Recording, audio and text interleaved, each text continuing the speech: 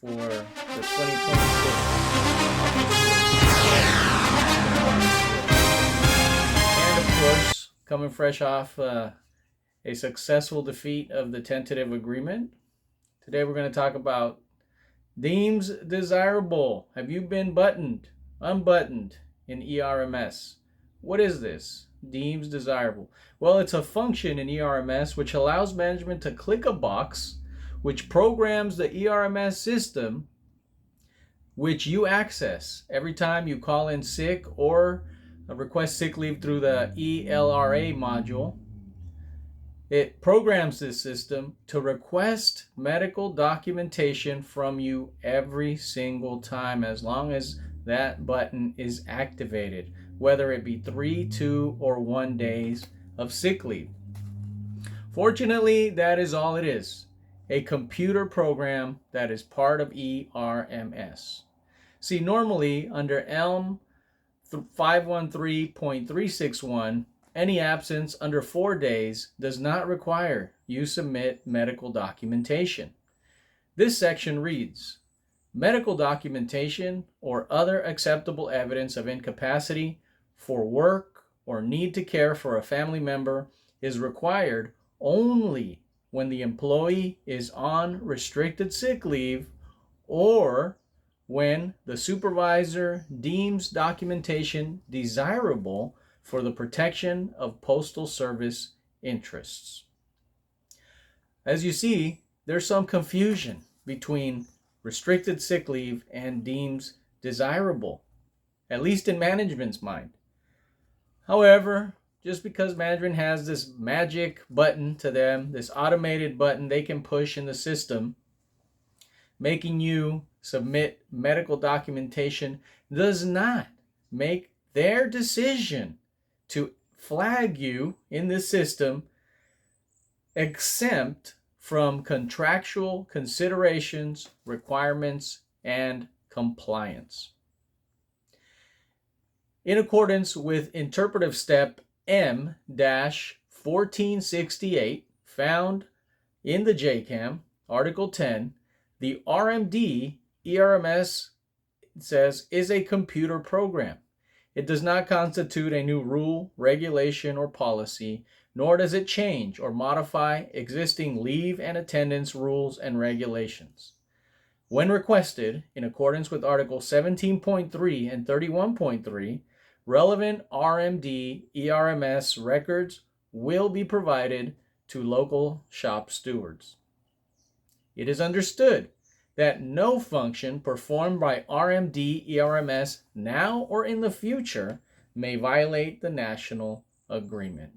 So this established that all it is a computer program. No additional requirements have been placed upon us to submit medical documentation for anything less than 4 days. Now, what exactly does management have to comply with? It's found on page 10-15 of the JCAM, Article 10.5, and we're going to read that. It says, numerous disputes have arisen over situations in which a supervisor has required an employee not in restricted sick leave status to provide medical documentation for an illness of 3 days or less. Generally, to challenge such a decision successfully, the union should demonstrate that the supervisor acted arbitrarily, capriciously, or unreasonably in requiring the employee to obtain medical documentation. The union should be prepared to show that the grievant has a good overall sick leave record and no record of abuse. However, this section of the JCAM has nothing to do with management clicking that button in ERMS, nor does it place any additional obligation on us to dispute the flagging of such in the system. What do I mean by that? Outside of the provisions of restricted sick leave, as we have seen, management cannot push that button at all, period. Therefore, an example of management placing all employees in the office on Deems Desirable would be a blatant violation of Article 10 would be a blanket policy, and if we file a grievance, said policy will be reversed. So please make sure you grieve each and every single instance of this occurring in your office. See, notice the language on page 10-15. It speaks of a decision of management requesting medical documentation in past tense, not prospectively or into the future. Management has misunderstood. They think the access to this button entitles them to push it, and now that employee needs to provide medical documentation until they feel like unflagging that employee. Absolutely wrong, brothers and sisters. This is a blatant violation of the contract. See, the only way, as we read, that management can require an employee into the future for a period of time more than just a single absence to provide medical documentation can only be done within the parameters of restricted sick leave.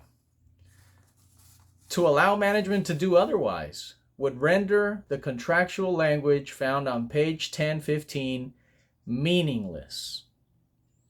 So, as stated in M1468, the Deems Desirable button did not replace or supplant the restricted sick leave provision.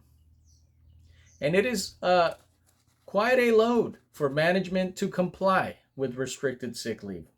Let's read what their obligations are. It states, restricted sick leave. Management may place an employee in restricted sick leave status, requiring medical documentation to support every application for sick leave if A, management has evidence indicating that an employee is abusing sick leave privileges, or B, if management reviews the employee's sick leave usage on an individual basis, first discusses the matter with the employee, and otherwise follows the requirements of ERMS section 513.391. The only way that management can require medical documentation on an ongoing basis for less than 4 days of leave. And let's read what it says there at ERMS 513.391. Reasons for restriction. Supervisors or installation heads with evidence indicating that an employee is abusing sick leave privileges may place the employee on the restricted sick leave list. In addition, employees may be placed on the restricted sick leave list after their sick leave use has been reviewed on an individual basis and the following actions have been taken. A, an absence file has been established on that employee. B, the immediate supervisor and higher levels of management have reviewed the absence file. C, absences during the past quarter of LWOP and sick leave that the employee used have been reviewed.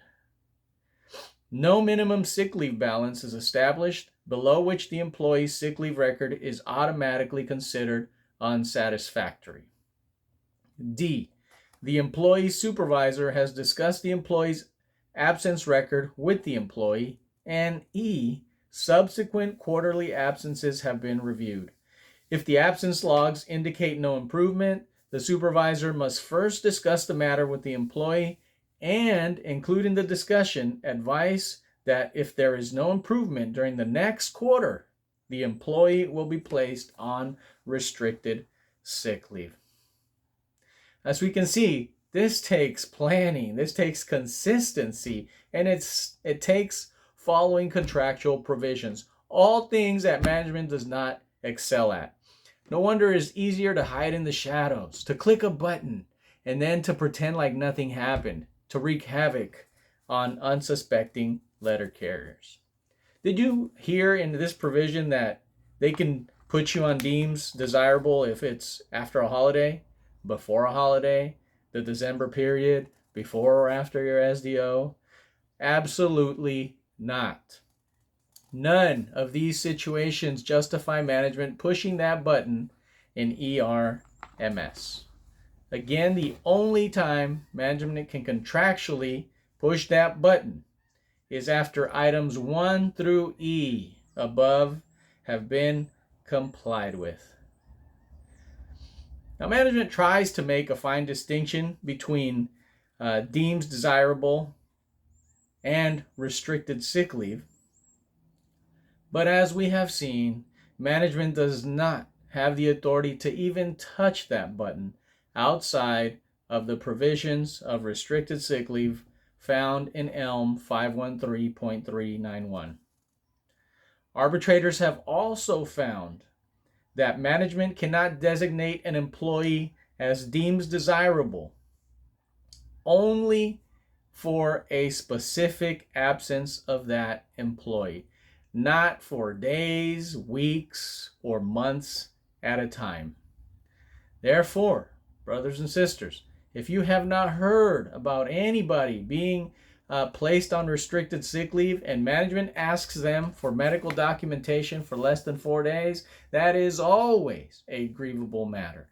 Please always see your shop steward, write a statement for your shop steward, demand that your shop steward file a grievance. Don't let anybody tell you otherwise. Not your steward, your officer, your business agent, your manager, nobody, brothers and sisters. This is a blatant violation of Article 10.